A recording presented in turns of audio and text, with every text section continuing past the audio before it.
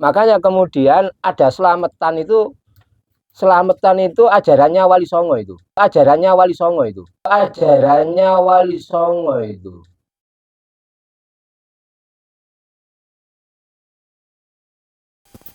Ini menyangkut masalah tauhid atau keyakinan kan begitu. Kalau dulu zamannya Wali Songo itu banyak sekali karya-karya yang ditulis oleh Wali Songo. Ternyata dari sekian banyak itu karya yang mencatat masalah fikih itu tidak ada. Wali Songo itu.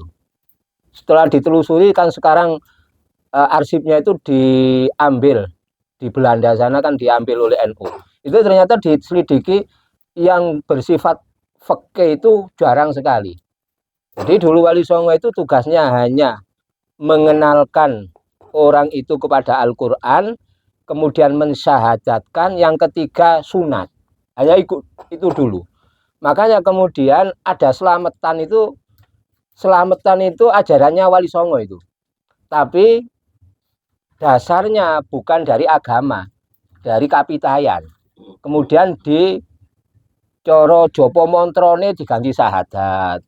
Begitu. Kalau dulu minumannya minuman keras diganti teh botol kira-kira. Sehingga sudah dimodifikasi. Lah. Kemudian masalah apa tadi itu namanya? Punden. Punden itu dulu biasanya zaman dulu itu setiap desa memang ada pundennya. Dan bertingkat sampai kalau tingkat kabupaten itu kabuyutan biasanya ya Pak. Kabuyutan. Buyut istilahnya. Itu biasanya orang yang bongkar itu. Dan itu tradisi, kalau sekarang mungkin itu tidak diperlukan dan cenderung nanti bisa disalahgunakan, itu mungkin lebih baik tidak. Karena kan sudah tidak ada esensinya lagi. Ya. Esensinya lagi itu kan sudah tidak ada. Kalau dulu memang kapitayan itu yang menjadi pemimpinnya kudu sakti Banjar dulu itu. Semuanya kapitayan itu yang menjadi tokoh agamanya itu kudu sakti, sehingga ketika sakti mati itu oleh anak-anak buahnya itu dikunjungi, kemudian dibuatkan cungkup kuburannya itu dibuatkan uma-uman. Lah itu diambil oleh Wali Songo, makanya semua Wali Songo itu kuburannya ada di dalam cungkup. Satu tok Sunan Ampel saja yang tidak ada, lainnya itu ada. Itu mengambil tradisi Jawa itu. Karena mungkin dulu itu dianggap itu penting. Kenapa?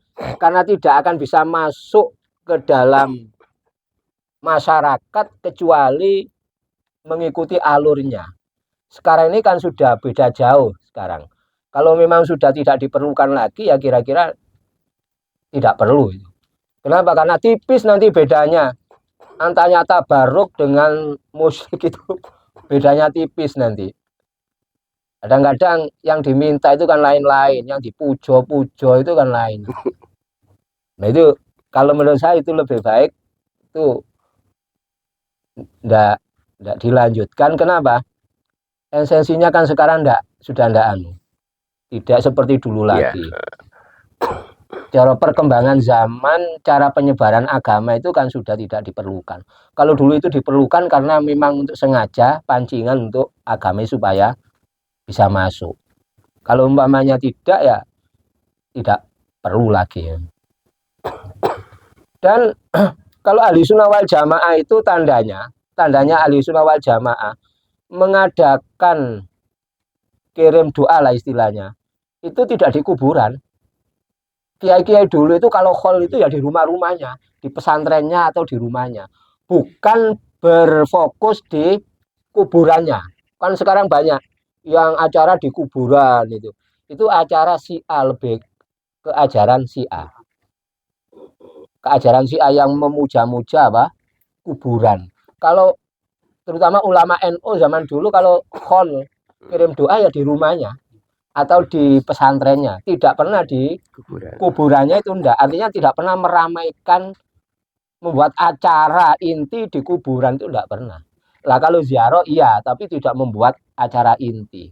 Itu kan sekarang model itu. Makamnya dihiasi, kemudian ada acara di situ sampai ada tarian-tarian tertentu lah, itu kan agak kan. Kira-kira menurut saya begitu ya. Jadi kalau memang sudah tidak diperlukan lagi, ya tidak usah. Kenapa? Karena ini kan dulu itu karena memang untuk agama. Memang dulu ya harus mengikuti itu, mengikuti apa istilahnya tradisi. Ya. Tradisi, kalau tidak mengikuti tradisi tidak bisa. Tradisinya orang Jawa itu orang yang dianggap omongannya ke agama itu siapa? Kan Brahmana. Brahmana. Yang berhak ngomong masalah agama itu Brahmana. Kemudian kedua ksatria. Ksatria itu orang yang tidak mempunyai kekayaan tapi hidupnya dipenuhi oleh negara. Ksatria. Mariono Waisa, Sudra, dan lain sebagainya. Nah ini tidak mempunyai hak ngomong agama. Makanya dulu kalau kita kecil dulu ketika belajar agama Islam PAI ya, agama Islam disebarkan di Indonesia, siapa yang menyebarkan? Kan pedagang, Pak. Pedagang kan. Lah pedagang itu termasuk Waisa. Itu tidak berhak sama sekali ngomong agama, sehingga omongannya tentang agama tidak digubris. Makanya kemudian tidak ada perkembangan. Nah kemudian kenapa zamannya Wali Songo termasuk siapa namanya Sunan Ampel itu berhasil? Karena Sunan Ampel itu ternyata bukan orang luar, orang dalam. Kenapa? Karena itu masih keturunan Ratu Singosari, yaitu Ratu Tapasi, Ratu Tapasi, sehingga datang ke Majapahit itu langsung distempel dia sebagai keluarga kerajaan, mendapatkan gelar Raden Rahmat. Ya, Raden Rahmat kemudian ditugasi oleh Raja Majapahit pada saat itu untuk mencerdaskan masyarakat. Makanya kemudian bergelar namanya Sunan Ampel itu bergelar namanya bukan Sunan Ampel pertama. Kemudian terkenal dengan wejangannya Molimo itu. Ya, dengan wejangannya yang namanya Molimo. Molimo itu apa? Mo madon, mau maling, mau madat, mau minum, terus terakhir lima, mau limo, akhirnya bisa mengembalikan lagi.